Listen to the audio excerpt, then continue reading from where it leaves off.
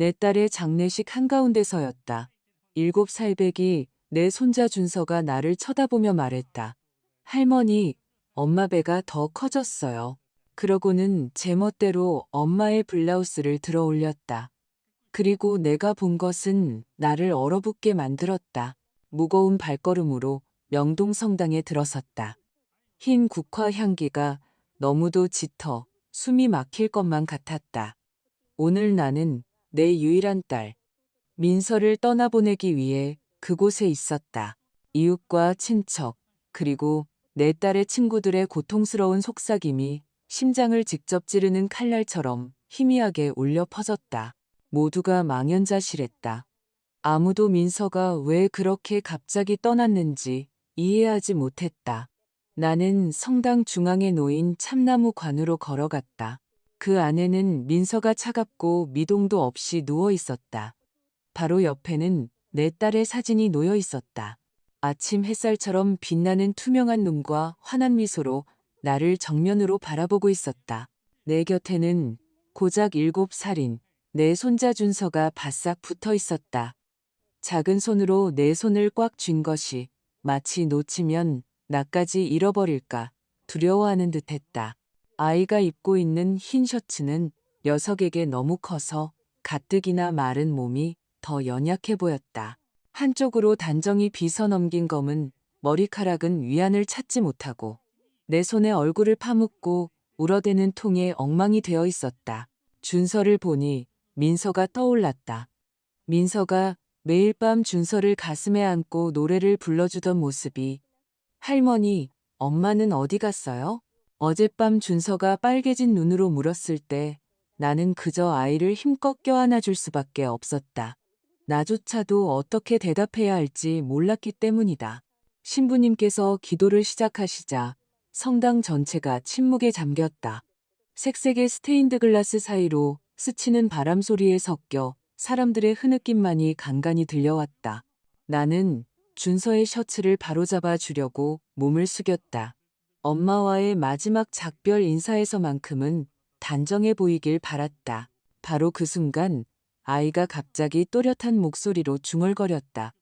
그 목소리는 내 피를 차갑게 식혔다. 할머니, 엄마 배가 커요. 나는 목이 바싹 마른 채 무슨 말인지 이해하지 못하고 그대로 얼어붙었다.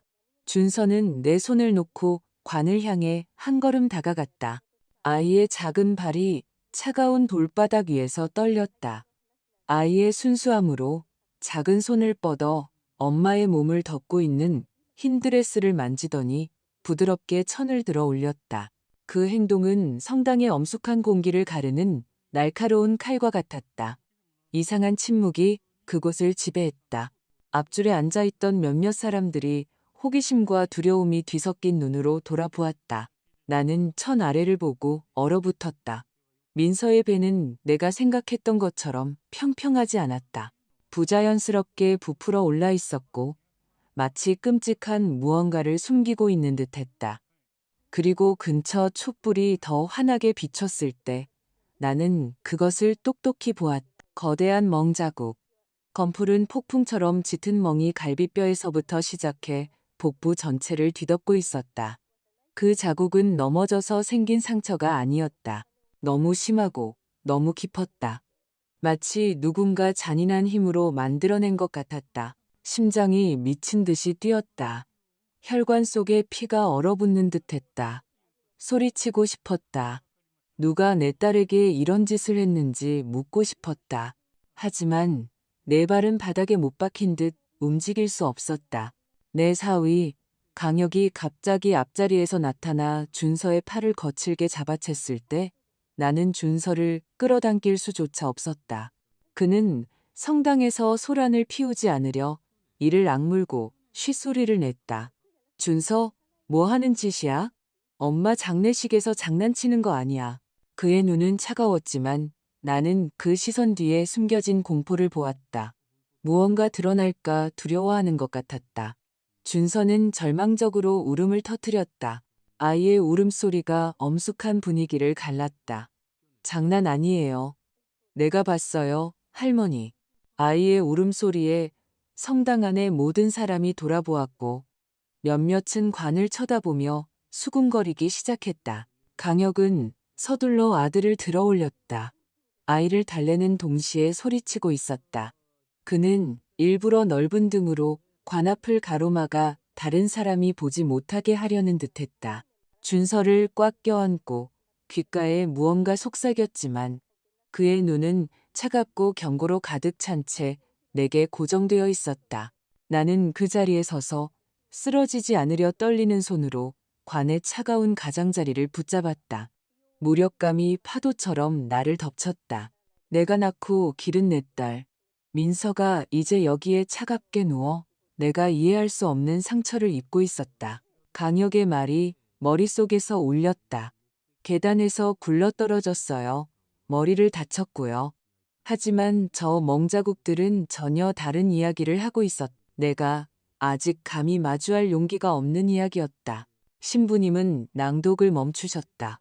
그의 시선이 연민을 담아 내게 머물렀다. 괜찮은지 묻는 것 같았다. 나는 심호흡을 하고 목을 조이는 흐느낌을 참으며 부드럽게 고개를 끄덕였다. 성당의 종이 다시 무겁고 슬프게 울리며 의식을 재촉했지만 내 마음속에서는 모든 소리가 꺼졌다. 오직 내 딸의 배에 새겨진 끔찍한 멍자국의 이미지, 내 기억 속에 새겨진 답없는 질문만이 남아있었다. 국화 향기가 내게 달라붙는 듯했다.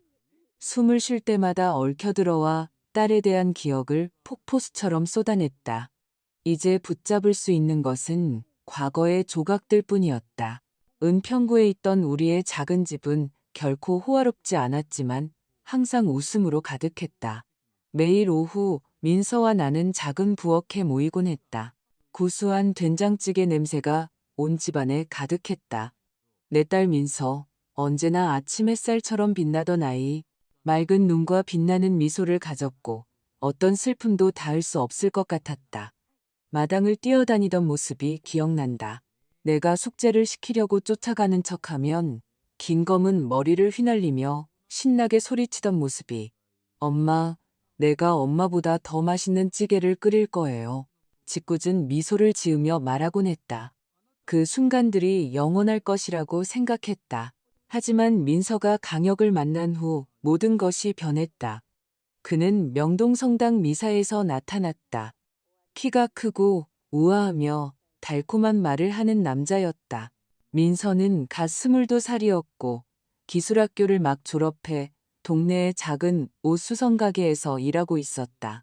강혁은 눈에 띄는 외모와 더 나은 삶에 대한 약속으로 민서를 사로잡았다. 엄마, 그 사람은 제게 가정을, 진짜 가족을 만들어 주겠다고 했어요. 한 번은 민서가 희망에 찬 눈으로 내게 말했다. 나는 미소 지으며 딸의 손을 잡고 조심하라고 일러주었다. 하지만 마음 한구석이 불안했다. 강혁의 시선에는 무언가 나를 불안하게 하는 것이 있었다. 예의 바르게 행동했지만 항상 무언가를 숨기는 듯한 차가움이 느껴졌다. 그들은 1년의 연애 끝에 결혼했다. 결혼식은 오늘 내가 민서를 떠나보낸 바로 그 명동 성당에서 열렸다. 하얀 드레스를 입은 딸을 보며 나는 행복해서 울었지만 동시에 막연하게 딸을 잃고 있다는 예감에도 눈물이 났다. 강혁은 민서를 데리고 우리 노동자 동네에서 멀리 떨어진 강남의 호화로운 저택으로 이사했다. 높은 담과 철문이 있는 그 집은 우리 사이에 보이지 않는 장벽을 세웠다. 처음 방문했을 때 느꼈던 낯선 감각을 기억한다. 모든 것이 너무 완벽하고 너무 차가웠다. 빛나는 대리석 바닥, 내가 이해하지도 못하는 벽에 걸린 그림들. 민서는 여전히 미소 지으며 나를 꼭 껴안았지만 모든 몸짓에서 딸의 경직됨과 불편함을 느낄 수 있었다. 내가 방문하고 싶다는 뜻을 내비칠 때마다 강혁은 항상 거절할 방법을 찾아냈다. 장모님, 저희가 너무 바빠서요. 주말에는 거래처 사람들을 만나야 합니다. 그는 부드럽지만 차가운 어조로 말했다. 한 번은 민서가 좀 피곤해해서요. 손님 맞을 상태가 아니에요. 장모님이라고 했다. 나는 그 말을 들으며 가슴이 미어졌지만 어떻게 해야 할지 몰랐다. 가끔 전화를 걸면 민서는 여전히 예전처럼 밝은 목소리로 대답했다. 엄마, 저 아주 행복해요. 걱정하지 마세요. 하지만 나는 엄마였다. 무언가를 숨기려는 듯한 목소리의 떨림을 들을 수 있었다. 한 번은 참지 못하고 직접 물었다. 민서야, 강혁 씨가 잘해주니? 딸은 잠시 침묵하더니 웃음을 터뜨렸다. 엄마는 걱정이 너무 많으세요. 그 사람 저 많이 사랑해요. 하지만 나는 그 웃음이 진짜가 아니라는 것을 알았다. 민서가 내가 보기를 원치 않는 고통을 숨기는 연약한 베일과 같았다. 내가 민서를 볼 수 있는 유일한 때는 성당의 큰 행사 때뿐이었다. 항상 그림자처럼 옆에 서 있는 강혁과 함께였다. 그는 내게 인사했지만 차갑고 의례적인 말뿐이었다. 어떻게 지내세요, 장모님? 필요하신 거 있으면 말씀하세요. 나는 그저 평온한 척 고개를 끄덕였지만 속으로는 항상 불안감이 밀려왔다. 한 번은 푹푹 찌는 더위에도 불구하고 민서가 긴 소매 옷을 입고 있는 것을 알아차렸다. 내가 묻자 그녀는 억지 미소를 지었다. 엄마, 집에는 에어컨이 있어서 시원해요. 계속 묻고 싶었지만 칼날처럼 날카로운 강혁의 시선에 입을 다물어야 했다. 이따금 강혁이 집에 없을 것 같은 시간에 전화를 걸어보곤 했다. 한 번은 민서가 작은 목소리로 대답했다. 엄마, 청소 중이라 바빠요. 나중에 다시 전화할게요. 하지만 그 전화는 결코 오지 않았다. 나는 두려워지기 시작했다. 내 딸이 내가 접근할 수 없는 세상 속에 갇혀 살고 있을까봐 두려웠다. 친한 친구인 윤 씨 아주머니에게 민서가 걱정된다고 털어놓았다. 그녀는 내 손을 잡고 말했다. 수진 씨, 당신은 엄마잖아요. 당신의 직감을 믿어야 해요. 하지만 조심해요. 민서를 더 멀리 밀어내지는 말고요. 그녀의 말은 내 마음을 무겁게 짓눌렀다. 증거는 없고 매일 커져만 가는 불안감뿐이었기 때문이다. 이틀 전 내가 마루에서 바느질을 하고 있을 때 전화벨이 불길한 예감처럼 날카롭게 울렸다. 강혁이었다. 그의 목소리는 흥분되어 있었지만 이상하게도 슬픔은 한 조각도 느껴지지 않았다. 장모님, 민서가 계단에서 굴러떨어졌어요. 병원으로 옮겼지만 의사가 살지 못했다고 하네요. 머리 충격이 너무 컸대요. 바늘이 손에서 떨어져 흙바닥으로 굴러갔다. 내가 소리를 질렀는지 아니면 그저 조용히 울었는지 기억나지 않는다. 세상이 무너져 내리는 것 같았다.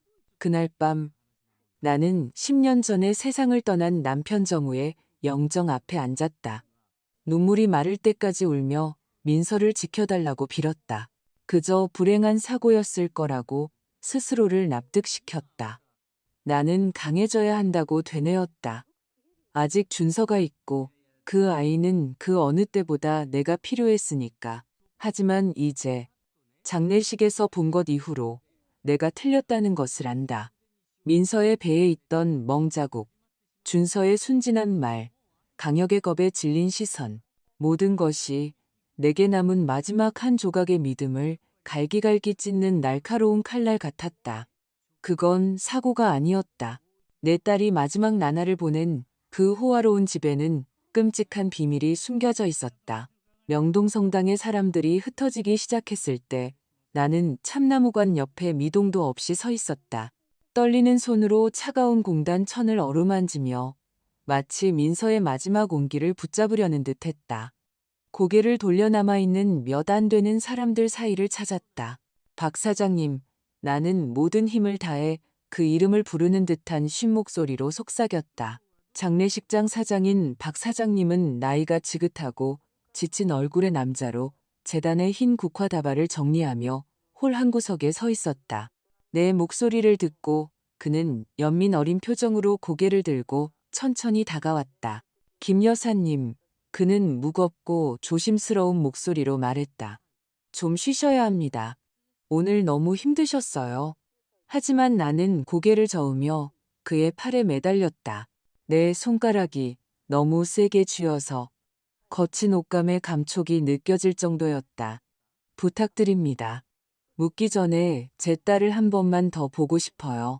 나는 나 자신도 놀랄 만큼 단호한 목소리로 속삭였다. 아마도 그것은 더 이상 상심한 엄마의 목소리가 아니라 딸이 미스터리 속에서 떠나도록 내버려 두지 않겠다고 결심한 여자의 목소리였을 것이다. 박 사장님은 망설였다. 그의 눈에 걱정이 비쳤다. 김 여사님, 이게 여사님께는 너무 고통스러울까봐 두렵습니다.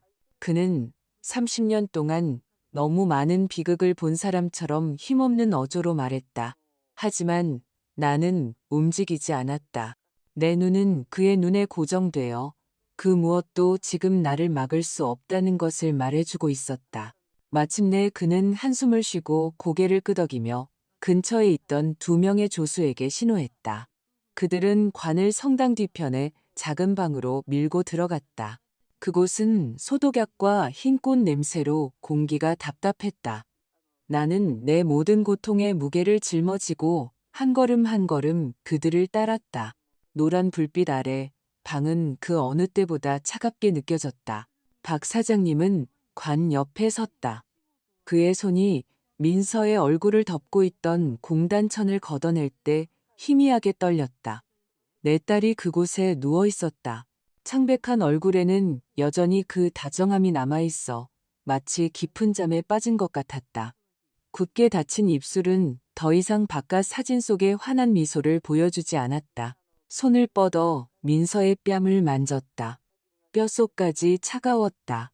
순간 그저 딸을 껴안고 흔들고 이 모든 것이 악몽일 뿐이라고 말해달라고 애원하고 싶었다. 배를 보게 해주세요. 나는 거의 애원하듯 떨리는 목소리로 말했다. 박 사장님은 잠시 고개를 들었다. 그의 눈은 의심과 연민 사이에서 갈등했다. 확실하시겠어요, 김 여사님? 그는 무언가를 깨울까 두려운 듯 가는 목소리로 물었다. 나는 고개를 끄덕였다. 그를 쳐다보지 않으려 애썼다. 만약 한순간이라도 망설이면 진실을 마주할 용기를 잃을 것 같았기 때문이다. 박 사장님은 조심스럽게 장례용 드레스를 들어 올렸다. 모든 동작이 느렸다. 마치 그 자신도 그 아래에서 무엇을 발견할지 두려워하는 것 같았다. 불빛 아래 나는 그것을 잔인할 정도로 선명하게 보았다. 민서의 배 전체가 멍으로 뒤덮여 있었다. 검고 보랏빛 얼룩들이 마치 폭풍이 그녀의 몸을 휩쓸고 간 것 같았다. 그 멍은 단순한 상처가 아니었다. 그것은 고발이었다. 내가 피할 수 없는 적나라한 진실이었다. 나는 더 몸을 숙였다. 심장이 세차게 뛰었다. 그리고 민서의 머리와 얼굴에서 더 끔찍한 것을 발견했다. 강혁이 말했던 것처럼 계단에서 떨어졌다는 어떤 흔적도 멍이나 긁힌 자국도 전혀 없었다. 머릿속에서 모든 것이 빙빙 돌았다. 세상이 무너져 내렸다. 추락이 아니었다면 무엇이 내 딸의 목숨을 앗아갔을까? 박 사장님은 내 옆에 서서 미간을 찌푸린 채 힘없는 눈으로 마치 내적 갈등을 겪는 듯했다. 무슨 생각하시는지 압니다. 그는 겨우 들릴 듯한 목소리로 말했다. 이건 사고처럼 보이지 않아요. 김 여사님, 저는 이 일을 30년 동안 해왔습니다. 한 곳에만 이렇게 강하고 집중된 충격으로 인한 부상은 매우 드뭅니다. 그의 말은 내 의심의 비명을 확인시켜주는 칼날과 같았다. 나는 테이블의 금속 가장자리를 꽉 잡았다. 손마디가 하얗게 변했고 목이 메어 아무 말도 할 수 없었다. 소리치고 싶었다. 강혁의 얼굴에 진실을 던지고 내 딸에게 무슨 짓을 했는지 묻고 싶었다. 하지만 내 몸은 고통에 사로잡힌 조각상처럼 꼼짝도 하지 않았다. 성당의 종이 무겁고 슬프게 울리며 장례시간을 재촉했다. 나는 몸을 숙여 민서의 머리카락에 부드럽게 입을 맞췄다. 익숙한 라벤더 향기가 여전히 남아있어 심장이 욱신거릴 때마다 아팠다. 미안해, 내 사랑. 나는 눈물이 뺨을 타고 흘러내려 하얀 천위로 떨어지는 동안 속삭였다. 내가 널 위해 진실을 밝혀낼게. 박 사장님은 조심스럽게 천을 다시 덮었다. 그의 시선은 연민으로 가득했지만 나는 그가 더 이상 나를 도울 수 없다는 것을 알았다. 이것은 나의 싸움이었고 나는 혼자 맞서야 했다. 작은 방에서 나왔을 때 성당의 공기는 더 이상 그렇게 무겁게 느껴지지 않았지만 내 마음은 여전히 그대로였다. 복도 끝에 서 있는 강혁을 곁눈질로 보았다. 촛불의 희미한 빛 아래 그의 큰 키가 그림자를 드리우고 있었다. 그는 칼날처럼 날카로운 눈으로 나를 빤히 쳐다보았다. 위협으로 가득 찬 눈빛. 마치 더 이상 파헤치지 말라고 경고하는 것 같았다. 그 순간 등골이 오싹해졌다. 그는 재빨리 돌아섰지만 그의 눈에 서린 공포를 내가 놓치기엔 충분히 빠르지 않았다. 그 순간 나의 모든 의심은 확신으로 불타올랐다. 민서의 죽음은 단순한 것이 아니었다. 강혁은 무언가를 알고 있었고 그것을 숨기려 하고 있었다. 장례식 이틀 후 나는 민서가 살았던 저택의 무거운 철문 앞에 서 있었다. 딸에게는 집이었지만 내게는 어두운 비밀로 가득한 차가운 장소인 그 집에 들어갔다. 강혁은 아마도 나와 마주치기 싫어서 준서를 친가에 데려다 놓은 모양이었다. 흠없는 하얀 벽과 빛나는 창문이 있는 거대한 집은 가족의 온기라고는 한 점도 없는 낯선 성 같았다. 문을 밀자 경첩이 삐걱거리는 소리가 경고처럼 울렸다. 안의 공기는 짙었고 가칠한 페인트 냄새와 형언할 수 없는 차가운 무언가가 배어 있었다. 나는 민서가 잠들고 이제는 내 기억 속에만 살아있는 꿈을 꾸던 방으로 곧장 갔다. 문이 살짝 열려 있었다. 부드럽게 밀고 들어가자 즉시 그녀 특유의 라벤더 향기가 나를 덮쳤다. 그녀 자신처럼 부드러운 그 향기. 침대 위에 외로이 놓인 하얀 베개에 여전히 남아 있었다. 심장이 누군가 꽉 쥐는 것처럼 오그라들었다. 나는 잠시 베개 가장자리에 손을 얹고 꼼짝도 하지 않았다. 민서가 아직 그곳에 있어 어릴 때처럼 내게 미소 짓고 있는 상상을 했다. 엄마, 조금만 더 잘래요. 일요일 아침마다 애교 섞인 목소리로 말하곤 했다. 이제는 침묵만이 내 가슴을 짓눌렀다. 나는 민서의 물건들을 정리하기 시작했다. 모든 드레스, 모든 블라우스를 조심스럽게 접어 상자에 담았다. 옷 한 벌 한 벌이 기억을 불러일으켰다. 그녀가 18살 생일에 내가 만들어준 하늘색 드레스, 추운 겨울날 입기 좋아했던 빨간 스웨터. 나는 눈물을 참으려 했으며 조용히 일했지만 그녀의 물건을 만질 때마다 영혼이 뒤틀리는 것 같았다. 내 민서, 아침 햇살 같은 미소를 가진 다정한 소녀. 이제는 조각으로만 내게 남아 있었다. 벽에 붙은 참나무 서랍을 열었을 때 내 손이 멈췄다. 깊숙한 곳, 얇은 먼지 층 아래에 작은 나무 상자가 있었다. 소녀들이 소중한 추억을 보관하는 데 쓰는 그런 종류의 상자였다. 작고 소박한 조각이 새겨져 있었지만 비밀의 세계를 감추고 있는 듯했다. 떨리는 손으로 상자를 집어들었다. 심장이 세차게 뛰었다. 마치 금지된 무언가를 만지려는 것 같았다. 침대 가장자리에 앉아 상자를 무릎 위에 놓고 조심스럽게 뚜껑을 열었다. 안에 있는 것을 보고 나는 얼어붙었다. 서울 미래여성병원 산부인과 산모 수첩에는 민서가 임신 12주였다고 분명히 적혀 있었다. 아직 태어나지 않은 작은 생명의 실루엣을 보여주는 흑백 초음파 사진 묶음. 그리고 떨리는 글씨로 쓰인 여러 장의 손편지. 몇 장은 눈물 자국으로 얼룩져 있었다. 나는 한 장 한 장 민서의 모든 글줄을 심장을 직접 찌르는 칼날처럼 읽어내려갔다. 그가 또 화를 내며 내 배를 세게 때렸다. 하지만 내가 임신한 걸 알면 변할 거라고 믿는다. 그녀의 말은 희망으로 가득했지만 고통으로도 가득했다. 다음 장에서는 글씨가 더 떨렸다. 엄마에게는 차마 말할 수 없어. 걱정하실까봐 무서워. 우리 가족을 위해 견뎌낼 거야. 그리고 마지막 줄은 조용한 구조 요청처럼 느껴졌다. 배가 너무 아파요. 엄마, 제발 우리 아기들이 괜찮기만을 빌어요. 아기들만 건강하다면 나는 아직 희망이 있어요. 나는 연약한 종이 위로 눈물이 떨어지는 동안 계속 읽었다. 내 딸 민서는 내가 전혀 알지 못했던 고통을 견디고 있었다. 나를 걱정시키지 않으려고 혼자 간직했던 것이다. 나는 나무 상자를 꽉 껴안았다. 마치 민서를 껴안으며 그 신호를 보지 못한 것. 그 어둠 속에 그녀를 혼자 둔 것을 용서해달라고 비는 것 같았다. 그 순간 현관문에서 열쇠 소리가 경고처럼 건조하게 울렸다. 나는 깜짝 놀랐다. 바닥에 흩어진 종이들을 재빨리 주워 담았다. 나무 상자를 가방에 넣었다. 심장이 터져 나올 것 같았다.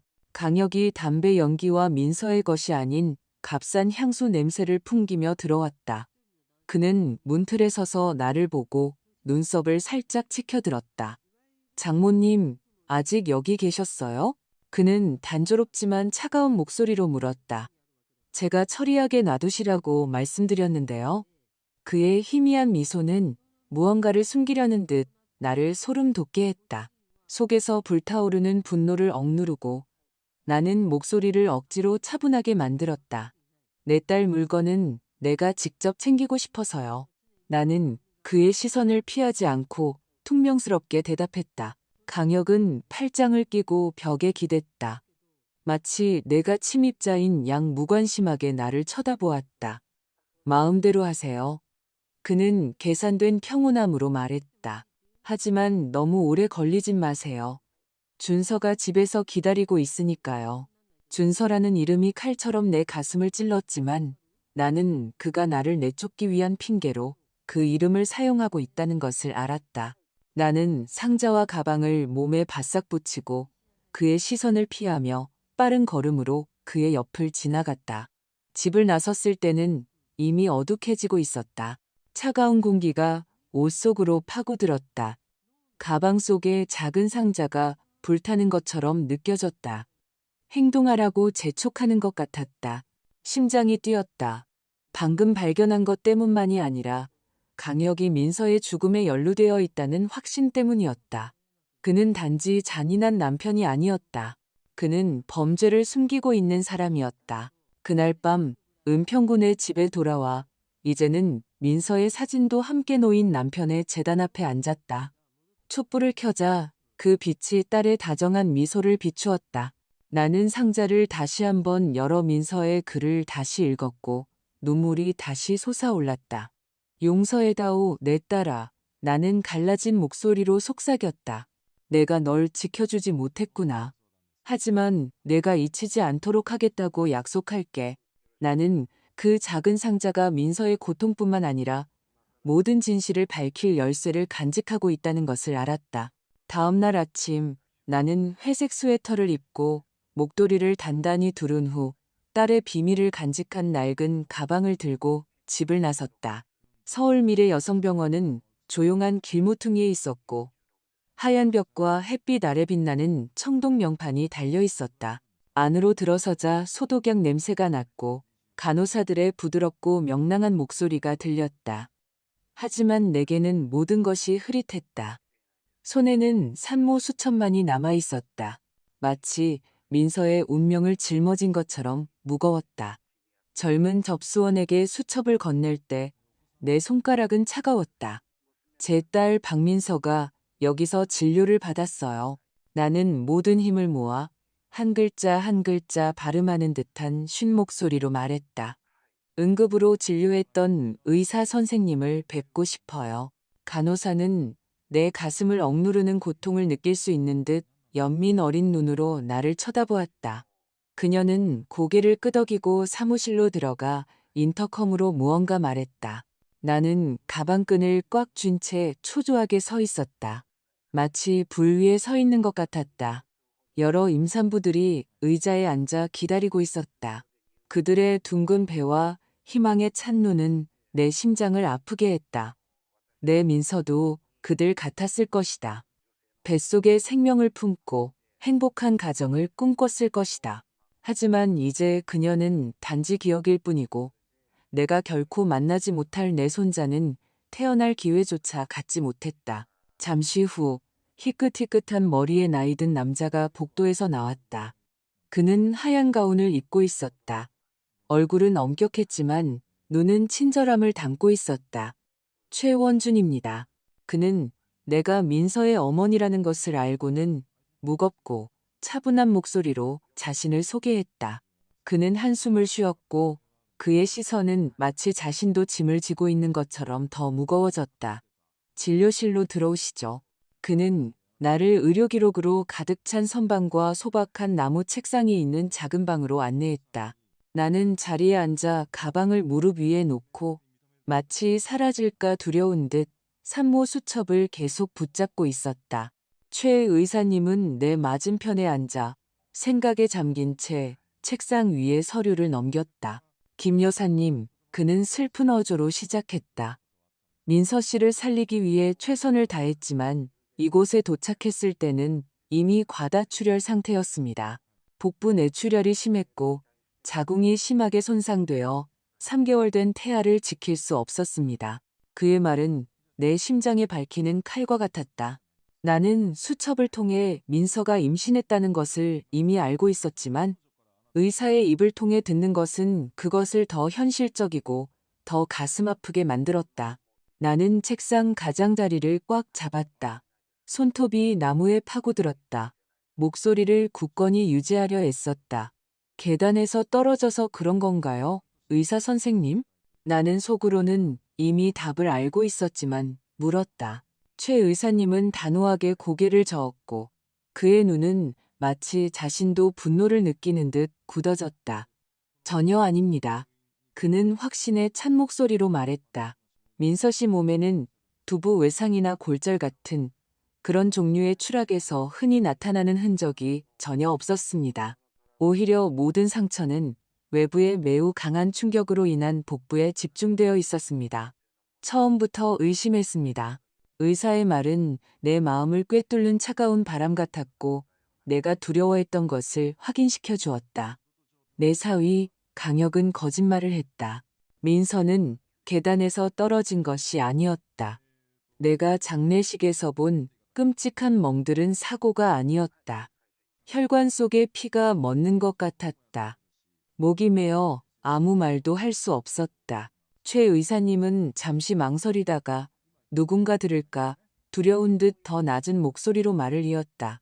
남편인 강혁 씨에게 이 사실을 알렸지만 그는 단지 절차를 최대한 빨리 진행해달라고만 요청했고 추가 검사 요청은 모두 거절했습니다. 귀에서 윙하는 소리가 들렸다. 조각들이 머릿속에서 맞춰지며 끔찍한 그림을 형성했다. 강혁은 진실을 알았을 뿐만 아니라 그것을 숨기고 있었다. 그는 무언가 드러날까 두려운 것처럼 부검을 허용하지 않고 병원이 즉시 절차를 마무리하도록 재촉했던 것이다. 나는 최 의사님을 보았다. 그의 눈에는 연민이 있었지만 무력감도 있었다. 왜 제게 알리지 않으셨나요? 나는 책망을 감추지 못하고 떨리는 목소리로 물었다. 민서는 제 딸이에요. 저는 알 권리가 있었어요. 그는 한숨을 쉬었다. 서류 위에 손을 얹고 시선을 내렸다. 민서 씨가 저희에게 전화하지 말아 달라고 부탁했습니다. 그가 중얼거렸다. 아마 여사님을 걱정시키고 싶지 않았던 것 같습니다. 하지만 이제는 여사님께서 진실을 알 권리가 있다고 생각합니다. 그의 말은 또 다른 비수와 같았다. 민서의 죽음에 대한 진실 때문만이 아니라 내 딸이 나를 보호하려 했다는 사실 때문에. 그녀는 내가 고통받지 않도록 혼자 견뎠던 것이다. 나는 고개를 숙였다. 눈물이 손에 쥔 산모 수첩 위로 떨어져 민서의 진료 예약 날짜를 적셨다. 감사합니다. 나는 갈라진 목소리로 속삭였다. 말씀해 주셔서 감사합니다. 최 의사님은 고통을 이해하지만 더 이상 할 수 있는 것이 없는 사람의 눈빛으로 고개를 끄덕였다. 나는 일어서서 가방을 꽉 껴안고 진료실을 나섰다. 밖에서는 임산부들이 대기실에서 기다리며 희망에 찬 눈으로 즐겁게 대화하고 있었다. 그들을 보자 목이 메었다. 내 민서도 저랬을 것이다. 행복한 가정을 꿈꾸고 품에 안을 아기를 기대하며 설렜을 것이다. 하지만 그 모든 것을 빼앗겼다. 그녀뿐만 아니라 내가 결코 만나지 못할 내 손자에게서도. 며칠 후 나는 민서가 가장 좋아하던 꽃인 흰 국화 한 다발을 사기 위해 광장시장에 갔다. 딸의 영덕 옆에 놓아 그 향기가 내 고통을 조금이라도 덜어주기를 바라며 그날 시장은 사람들로 붐볐다. 상인들과 손님들의 목소리가 잘 익은 과일 냄새, 갓 만든 빈대떡 냄새와 뒤섞여 있었다. 나는 무거운 마음으로 꽃바구니를 가슴에 꼭 안고 천천히 걸었다. 흰 국화 한 송이 한 송이가 민서를 떠올리게 했다. 어릴 적 집 근처 들판을 뛰어다니며 손에 꽃을 들고 까르르 웃던 날들을. 엄마, 아빠 재단에 놓을래요. 이제 나는 그녀 자신의 재단에 놓을 꽃을 사고 있었다. 그 생각이 내 속을 갈기갈기 찢었다. 나는 꽃을 고르는데 집중하려 했으며 가게 앞을 지나갔지만 내 마음은 자꾸만 강혁에게, 그가 내 딸에게 한 짓으로 돌아갔다. 큰 창문과 번쩍이는 나무 가구가 있는 우아한 카페라비 앞을 지날 때였다. 우연히 고개를 들었고 그 광경에 나는 얼어붙었다. 강혁이 그곳 창가에 앉아 있었다. 햇빛이 그의 얼굴을 비추며 민서가 죽은 후로는 본 적 없는 미소를 드러내고 있었다. 그의 앞에는 금발머리에 새빨간 입술, 환한 미소를 띤 젊은 여자가 있었다. 그들은 어깨를 나란히 하고 아주 가깝게 앉아 마치 행복에 겨운 연인 같았다. 나는 재빨리 화분줄 뒤로 몸을 숨겼다. 심장이 세차게 뛰고 손가락은 바구니 손잡이를 너무 꽉 쥐어 아팠다. 나는 즉시 그녀를 알아봤다. 강혁의 개인 비서인 한유라. 2년 전 그의 회사 송년회에서 한 번 본 적이 있었다. 그때 민서는 연두색 드레스를 입고 강혁 옆에 서서 억지 미소를 지으려 애썼지만 눈빛은 굳어 있었다. 유라는 몸에 딱 붙는 드레스를 입고 눈부신 모습으로 나타났었다. 그녀가 내게 악수를 청했을 때 불안했던 기억이 난다. 그녀의 미소는 가면처럼 너무 완벽했다. 이제 강혁 옆에 앉아있는 그녀를 보니 그때의 예감이 틀리지 않았음을 알았다. 강혁은 유라의 어깨에 손을 얹고 그녀의 귀에 가까이 다가가 무언가 속삭였다. 그녀는 소리내어 웃었다. 그녀의 맑은 목소리가 창틀을 통해 들려왔다. 그녀는 아무렇지 않게 그의 손을 잡았다. 반짝이는 반지를 낀 손가락들이 마치 그런 애정 표현에 이미 너무나 익숙한 듯 얽혔다. 나는 화분줄 뒤에 서서 속에서 피가 끓는 것을 느꼈다. 내 딸이 죽은 지 40일도 채 되지 않았다. 무덤 위에 흙이 마를 시간도 충분하지 않았다. 그런데도 강혁은 여기 앉아 그의 애인과 함께 행복하게 웃고 있었다. 마치 민서는 존재하지도 않았던 것처럼. 분노에 몸이 떨렸다. 손에 든 꽃바구니가 기울어져 흰 국화 몇 송이가 보도에 흩뿌려졌다. 무심한 행인들의 발에 짓밟렸다. 나는 뛰어들어가 강혁에게 소리치고 싶었다. 왜 민서를 배신했는지, 왜 내 딸을 그렇게 대했는지 묻고 싶었다. 하지만 나는 참았다. 나무 그늘에 꼼짝도 않고 서서 숨을 가쁘게 쉬었다. 침착해야 했다. 명확하게 생각해야 했다. 지금 행동하면 분노밖에 없을 것이고 강혁은 쉽게 부인할 것이다. 증거가 필요했다. 그를 가면을 벗길 시간이 더 필요했다. 하지만 그와 유라를 보자 마치 수천 개의 바늘이 내 가슴을 찌르는 것 같았다.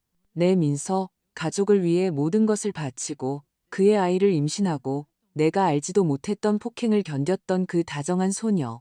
그리고 이제 그 배신자는 아무 일도 없었던 것처럼 행복을 누리고 있었다. 그들이 일어섰다. 강혁은 지갑을 꺼내 계산했다. 그의 움직임은 민첩하고 자신감이 넘쳤다. 유라는 그의 팔짱을 끼고 카페를 나섰다. 그녀의 미소는 햇빛 아래 빛났다. 나는 서둘러 고개를 돌려 꽃바구니를 보는 척했지만 유라의 강한 향수 냄새가 도발처럼 코를 찔렀다. 그들은 함께 반짝이는 검은 차에 탔다.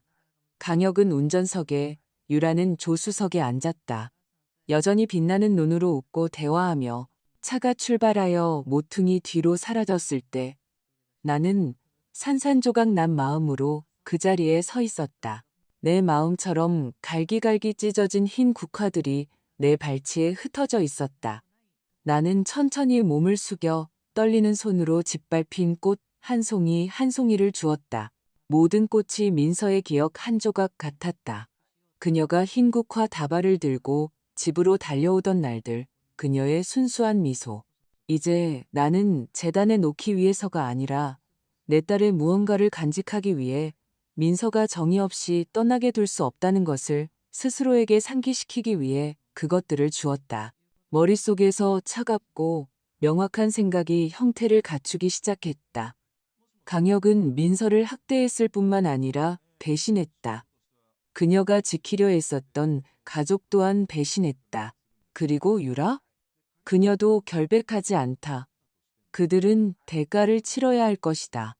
맹세 후 다음날 아침 나는 쇠 같은 결심을 하고 깨어났다. 오늘 나는 유라와 마주할 것이다. 분풀이를 위해서가 아니라 그녀 자신의 입에서 진실을 끌어내기 위해서. 나는 회색 스웨터를 입고 목도리를 두른 후 무거운 마음이지만 단호하게 은평구의 작은 집을 나섰다. 강혁의 건설회사는 서울 중심가에 있었다. 번쩍이는 유리와 화려한 광고판이 있는 건물이었다. 나는 들어가지 않았다. 대신 눈에 띄지 않고 관찰하기에 충분히 구석진 자리가 있는 작은 카페를 선택했다. 블랙커피를 주문하고 창가에 앉아 회사 정문을 뚫어지게 쳐다보았다. 매 순간이 영원처럼 흘렀다. 심장은 고통과 분노가 뒤섞여 세차게 뛰었다. 나는 민서를 생각했다. 그녀의 일기 속 떨리는 글씨, 아직 태어나지 않은 손자를. 민서야, 내 사랑. 나는 스스로에게 속삭였다. 그들이 대가를 치르게 할게.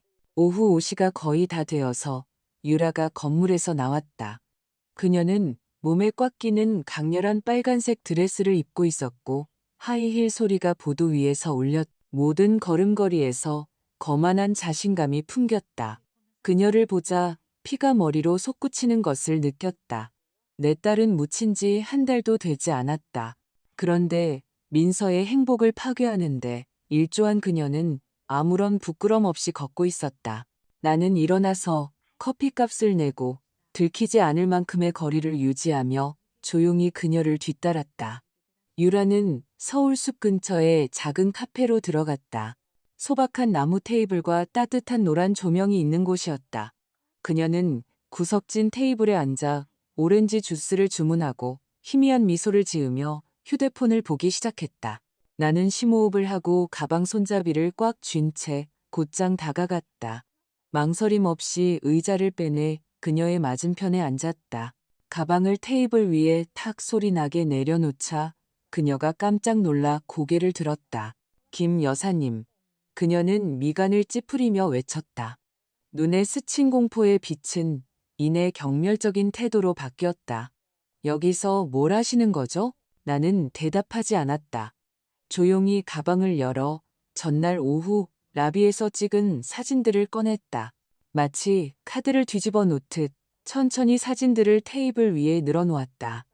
강혁과 유라가 손을 잡고 있는 모습, 그가 그녀의 귓가에 속삭이는 모습, 그들의 미소는 마치 온 세상이 자기들 것인 양 빛나고 있었다.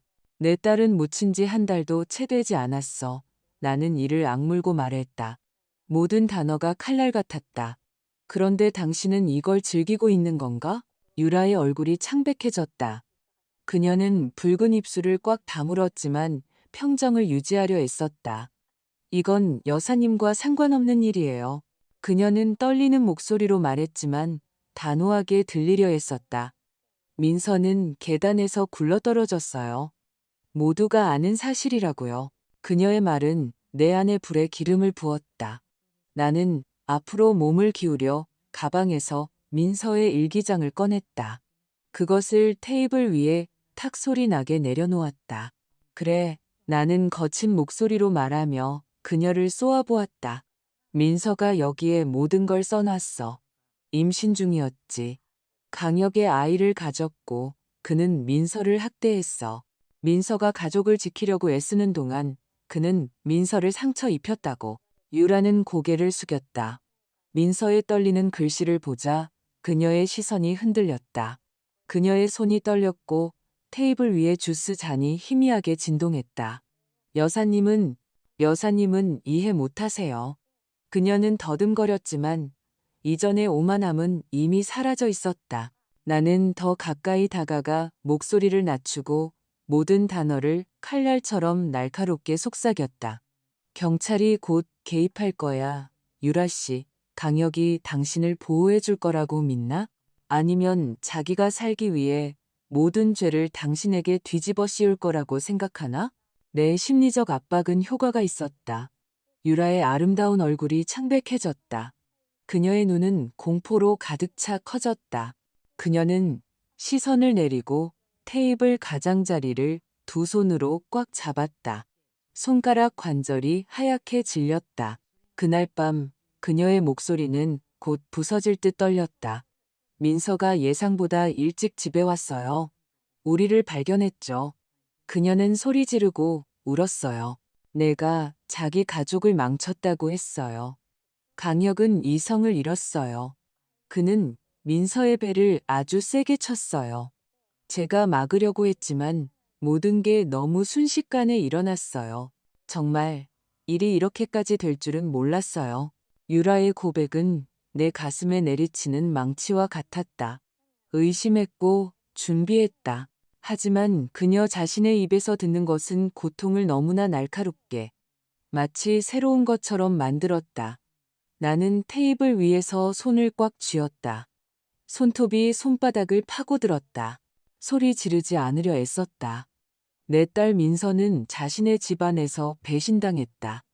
그리고 분노에 휩싸인 강혁은 내 딸과 태어나지도 못한 내 손자의 목숨을 앗아갔다. 나는 유라를 보았다. 그녀는 얼굴에 핏기 하나 없이 떨며 앉아 있었다. 당신이 도왔어. 나는 얼음처럼 차가운 목소리로 말했다. 내 딸이 고통 속에서 죽어가도록 내버려뒀어. 유라는 고개를 들었다. 눈물이 뺨을 타고 흘러내렸다. 하지만 나는 더 이상 어떤 연민도 느끼지 않았다. 저는 그런 걸 원하지 않았어요. 그녀는 흐느꼈다. 모든 게 이렇게 될 줄은 몰랐다고요. 나는 그녀가 더 말하게 두지 않았다. 사진과 일기장을 회수했다. 그것들을 조심스럽게 가방에 넣고 일어섰다. 너와 강혁은 도망칠 수 없을 거야. 나는 내 안에서 불타는 결심으로 생각했다. 내 딸에게 한 짓에 대해 너희 둘 다 대가를 치르게 할 거야. 나는 돌아서서 카페를 나갔다. 멍하니 앉아 어깨를 떨고 있는 유라를 뒤로 한 채. 유라의 고백은 꺼지지 않는 불꽃처럼 내 머릿속에서 계속 울리며 나를 행동으로 내몰았다. 법에만 의존해서는 강력이 대가를 치르게 하기에 충분하지 않다는 것을 알았다. 그는 민서와 태어나지 않은 손자의 목숨을 앗아갔을 뿐만 아니라 마치 내 딸이 존재하지도 않았던 것처럼 그의 애인과 행복하게 살고 있었다. 나는 그가 죄책감을 맛보고 두려움 속에서 살며 숨을 쉴 때마다 삶의 모든 순간마다 민서의 존재를 느끼기를 원했다. 매일 아침 일찍 일어나 아직 안개가 낀 광장시장으로 나갔다. 흠없는 흰 국화 다발을 골랐다. 민서가 가장 좋아했던 꽃이었다. 시장 모퉁이의 나이든 상인에게서 김 여사님, 오늘도 국화 가져가시네. 아주머니가 친절하지만 궁금한 눈으로 물었다. 나는 무거운 마음으로 말없이 고개를 끄덕일 뿐이었다. 그 꽃들은 민서의 재단을 위한 것이 아니라 강혁을 향한 메시지였다. 나는 시장의 젊은이에게 그 다발을 그의 사무실까지 가져가서 그의 집무실 문 바로 앞에 놓아달라고 부탁했다. 강혁이 민서의 미소, 그가 파괴한 것들을 상기시키는 흰 국화를 보고 어떤 얼굴을 할지 상상했다. 거기 두고 오게. 누가 보냈는지는 말할 필요 없어. 나는 팁을 주며 말했다. 목소리는 차가웠지만 속으로는 소용돌이가 쳤다. 밤이 되어 은평구 동네가 고요해지면 나는 내 작은 방에서 민서의 사진 옆 희미한 촛불 앞에 앉았다. 나무 상자에서 초음파 사진을 꺼냈다. 내가 결코 안아보지 못한 손자의 작은 형태를 보았다. 펜을 들었을 때 손이 떨렸다. 떨리는 글씨로 사진을 썼다. 내 아이를 돌려줘, 강혁. 모든 획이 그의 마음에 새기고 싶은 비수였다. 나는 희미한 달빛 아래 조용히 강혁의 저택까지 걸어가 그의 우편함에 사진을 넣었다. 잠시 그곳에 서서 차가운 집을 바라보며 강혁이 동틀녘에 우편함을 열고 그 문구를 보고 창백해질 얼굴을 상상했다. 나는 그가 민서가 자신을 지켜보고 있다고 느끼길 죄책감의 유령에서 벗어날 수 없기를 바랐다. 내 행동이 효과를 나타내기까지는 그리 오래 걸리지 않았다. 어느 날 아침 채소를 사러 시장에 갔다가 강혁의 이웃이 생선 장수와 수군거리는 것을 들었다. 그 강혁 씨 요즘 이상해. 밤새 잠도 못 자고 현관을 왔다 갔다 하면서 담배만 피워대. 한 번은 혼자 중얼거리는 것도 들었다니까. 나는 그저 고수한 단을 고르는 척했지만 속으로는 희열을 감출 수 없었다. 그는 두려워하고 있었다. 내가 원했던 대로 고통받고 있었다. 다른 상인이 대화에 끼어들었다. 어제는 문 앞에 병 하나 들고 앉아있더라니까. 눈이 뻘개서는 아니야, 내 잘못이 아니야 라고 홀린 사람처럼 반복하더라고. 그들의 말은 내게 만족감과 동시에 고통을 안겨주었다. 강혁이 대가를 치르고 있다는 만족감. 하지만 그가 무너지더라도 내 민서는 돌아오지 않는다는 고통. 하지만 나는 더 나아가고 싶었다. 꽃과 초음파 사진만으로는 부족했다. 나는 강혁이 고통 속에서 살며 모든 어두운 구석에서 민서의 목소리를 듣기를 원했다. 민서가 매일 밤 준서에게 불러주던 자장가, 우리 아가 잘 자라라는 부드러운 멜로디가 떠올랐다. 대담한 아이디어가 머릿속에 떠올랐다. 나는 몇 년 전 우리 집 전등을 고쳐주었던 동네에 잘하는 전기기술자 김씨 아저씨를 찾아갔다. 김 아저씨, 나는 낮지만 단호한 목소리로 말했다. 도와주실 일이 있어요. 하지만 이유는 묻지 마세요. 그는 궁금해했지만 거절하지는 않았다.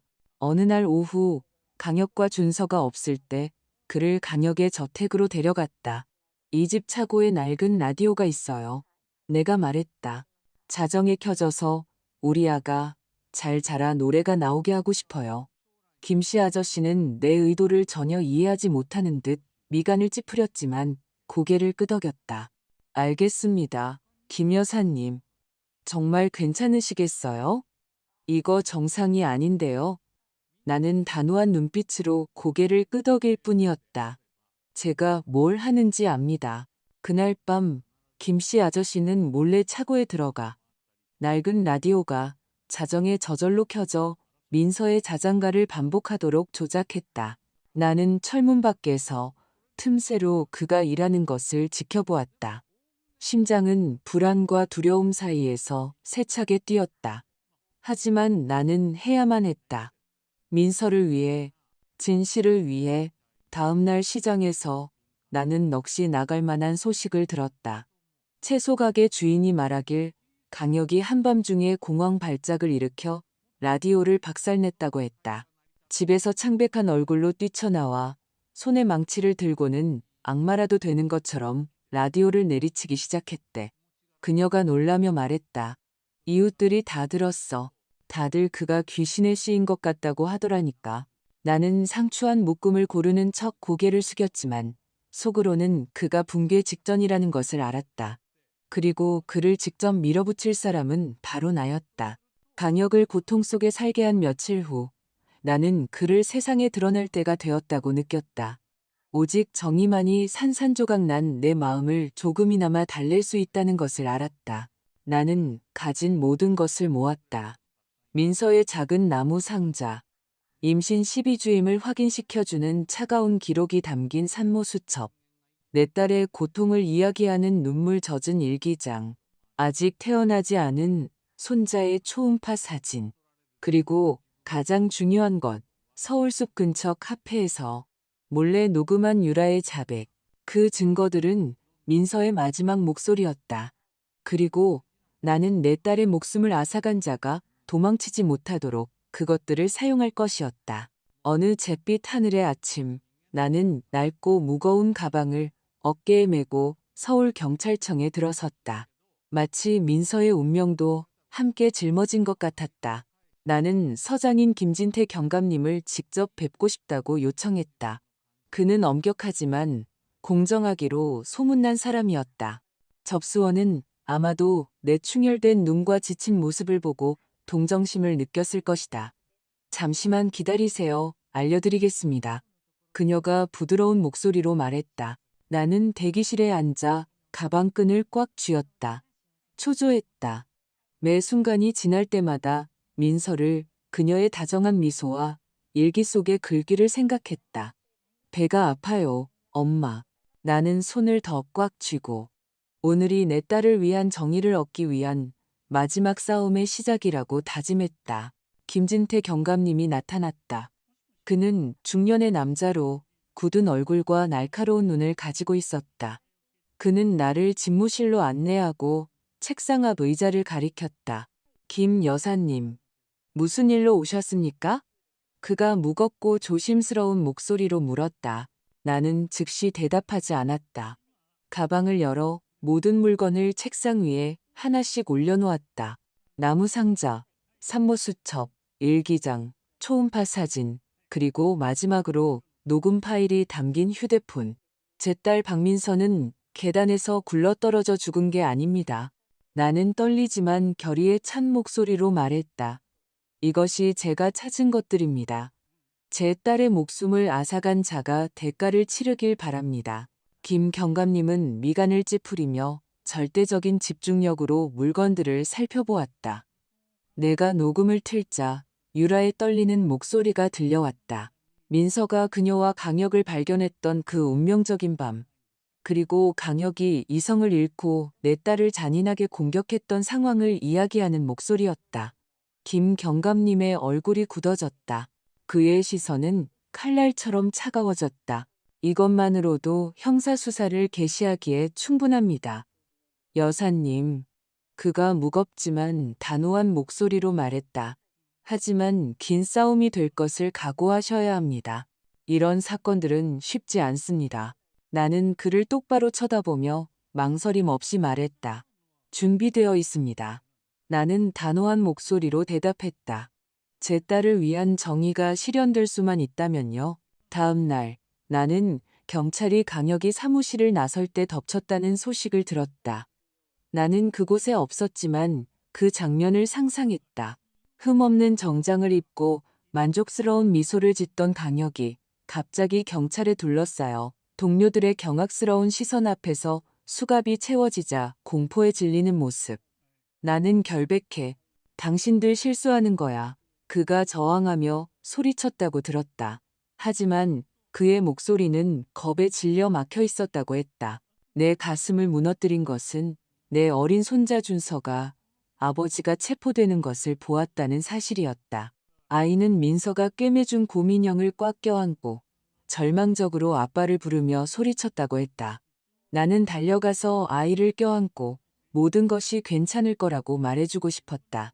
하지만 강혁 같은 아버지에게 평생 속아 사는 것보다 한 번 고통을 겪는 것이 낫다는 것을 알았다. 예비 신문은 몇 주 후에 열렸다. 나는 소박한 검은 정장을 입고 첫 줄에 앉았다. 민서가 선물해준 국화가 수놓인 손수건을 꽉 쥔 채 법정 안의 공기는 무거웠다. 낡은 나무 냄새와 참석자들의 웅성거림이 숨막히게 느껴졌다. 날카로운 눈빛의 젊은 여성 검사가 증거를 제시하기 시작했다. 산모 수첩, 민서의 일기장, 초음파 사진, 그리고 유라의 자백이 담긴 녹음. 그녀가 보여주는 모든 물건은 강혁뿐만 아니라 내 심장에도 꽂히는 비수 같았다. 나는 유라가 민서가 죽던 밤을 이야기하는 떨리는 목소리를 다시 들었고 울음을 터뜨리지 않으려 손수건을 힘껏 쥐어야 했다. 유라도 증인으로 소환되었다. 그녀는 그날 카페에서의 거만한 태도 없이 들어왔다. 금발 머리는 묶여 있었고 얼굴은 창백했으며 눈은 아래를 향하고 있었다. 판사와 검사의 시선 아래 그녀는 신문을 받으며 떨리는 목소리로 모든 것을 거의 들리지 않게 인정했다. 제가 거기에 있었어요. 민서가 우리를 발견했을 때 강혁은 이성을 잃었어요. 제가 막을 틈이 없었어요. 그 말에 법정 전체가 술렁였다. 하지만 내게는 이미 알고 있던 사실의 확인일 뿐이었다. 피고인석에 서 있던 강혁은 소리쳤다. 거짓말이야. 전부 거짓말이라고. 난 아무 짓도 안 했어. 그는 모든 죄를 유라에게 떠넘기며 목이 메었지만 겁에 질린 그의 눈이 그를 배신했다. 나는 그를 차갑게 바라보았다. 내 딸을 배신하고 목숨을 앗아간 자에게 더 이상 한 조각의 연민도 느끼지 않았다. 판사가 살인 및 가정폭력 혐의에 대한 조사가 계속되는 동안 강혁에게 구속영장을 발부했을 때 그는 무너져 내렸다. 종이처럼 하얀 얼굴로 두 손으로 난간을 붙잡았다. 의사봉 소리가 차갑고 단호하게 울렸다. 마치 그가 살아온 거짓의 나날에 마침표를 찍는 것 같았다. 나는 심호흡을 했다. 고통은 여전히 잠재해 있고 영원했지만 가슴이 조금 가벼워지는 것을 느꼈다. 정의는 늦게 올 수 있지만 마침내 진실은 빛을 보았다. 나는 일어서서 민서를 데리고 가는 것처럼 여전히 국수가 수놓인 손수건을 쥔 채 법정을 나섰다. 이건 널 위한 거야, 민서야. 나는 뺨을 타고 흐르는 눈물과 함께 속삭였다. 모든 것이 끝날 때까지 멈추지 않을게. 예비신문이 끝나고 강혁은 구속되었다. 하지만 내 마음은 여전히 무거웠다. 이 길이 아직 끝나지 않았다는 것을 알았다. 나를 위해서가 아니라 민서가 겪었던 일을 겪고 있을지도 모를 다른 여성들을 위해서. 그 생각으로 나는 민서가 가장 좋아하던 꽃인 흰국화 한 다발을 들고 내 딸이 잠들어 있는 서울의 한 추모공원으로 다시 향했다. 추모공원은 저녁 햇살 아래 고요했다. 부드러운 바람만이 묘비들 사이를 스쳐 지나갔다. 나는 민서의 묘비 앞에 무릎을 꿇었다. 차가운 돌 위에 국화 다발을 놓고 그녀의 이름이 새겨진 글자를 손으로 쓸었다. 민서야, 내 사랑. 나는 갈라진 목소리로 속삭였다. 모든 것이 끝났어. 악은 그 대가를 치를 거야. 편히 쉬렴. 눈물이 뺨을 타고 흘러내려 흙을 적시고 떨어지는 꽃잎과 섞였다. 나는 그곳에 머물며 민서의 미소를 은평구 작은 부엌에서 함께 만두를 빚던 날들을 기억했다. 나를 껴안으며 엄마는 내가 아는 가장 강한 여자예요. 라고 말하던 모습을. 이제는 내가 더 강했더라면, 그 신호를 알아차렸더라면, 강역의 어둠에서 내 딸을 구했더라면 하고 바랄 뿐이었다. 하지만 고통에 무너지게 둘 수는 없었다. 민서는 나를 보호하기 위해 침묵 속에서 견뎠고 나는 그녀의 희생이 헛되지 않도록 해야 했다. 다음 날 아침 나는 용감한 여성들 사무실로 향했다. 그곳은 가정폭력 피해자들을 지원하는 서울의 비영리 단체였다.